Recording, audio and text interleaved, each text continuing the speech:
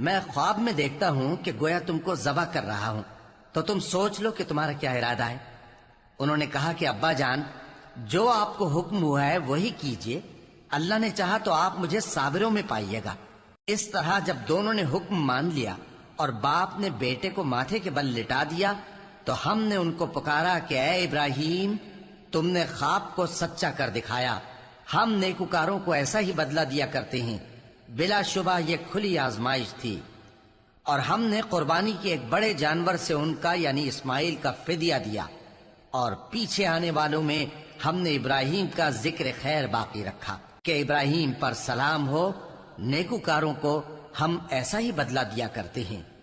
بے شک وہ ہمارے مومن بندوں میں سے تھے، اور ہم نے ان کو اسحاق کی بشارت بھی دی کہ وہ نبی اور نیکوکاروں میں سے ہوں گے، اور ہم نے ان پر اور اسحاق پر برکتیں نازل کی تھیں، اور ان دونوں کی اولاد میں سے نیکوکار بھی ہیں اور اپنے آپ پر سراسر ظلم کرنے والے یعنی گناہگار بھی ہیں۔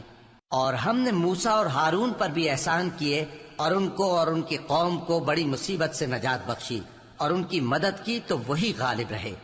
اور ہم نے ان دونوں کو کتاب واضح یعنی تورات عنایت کی، اور ان کو سیدھا رستہ دکھایا، اور پیچھے آنے والوں میں ان کا ذکر خیر باقی رکھا کہ موسیٰ اور ہارون پر سلام، بے شک ہم نیکوکاروں کو ایسا ہی بدلہ دیا کرتے ہیں۔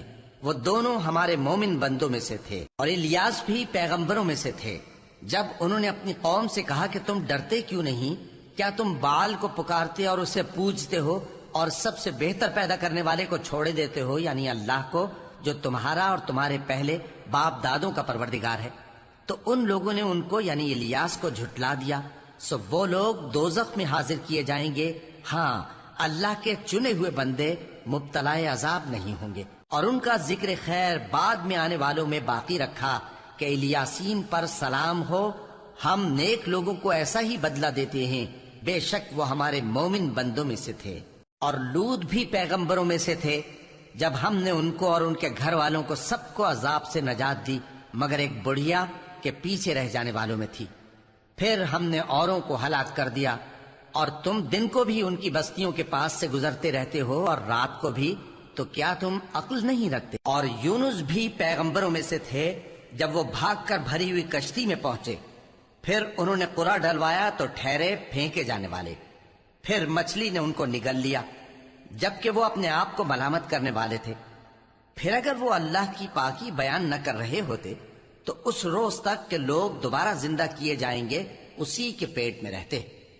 پھر ہم نے ان کو جبکہ وہ بیمار تھے چٹیل میدان میں ڈال دیا، اور ان پر کدو کی بیل اگا دی، اور ان کو 1,00,000 یا اس سے زیادہ لوگوں کی طرف پیغمبر بنا کر بھیجا، تو وہ ایمان لے آئے، سو ہم بھی ان کو دنیا میں ایک وقت مقرر تک فائدے دیتے رہے۔ ان سے پوچھو تو کہ بھلا تمہارے پروردگار کے لیے تو بیٹیاں ہوں اور ان کے لیے بیٹے، یا ہم نے فرشتوں کو عورتیں بنایا اور یہ اس وقت دیکھ رہے تھے؟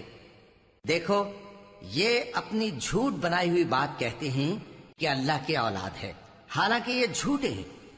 کیا اس نے بیٹوں کے مقابلے میں بیٹیوں کو پسند کیا ہے؟ تم کیسے لوگ ہو؟ کس طرح کا فیصلہ کرتے ہو؟ بھلا تم غور کیوں نہیں کرتے؟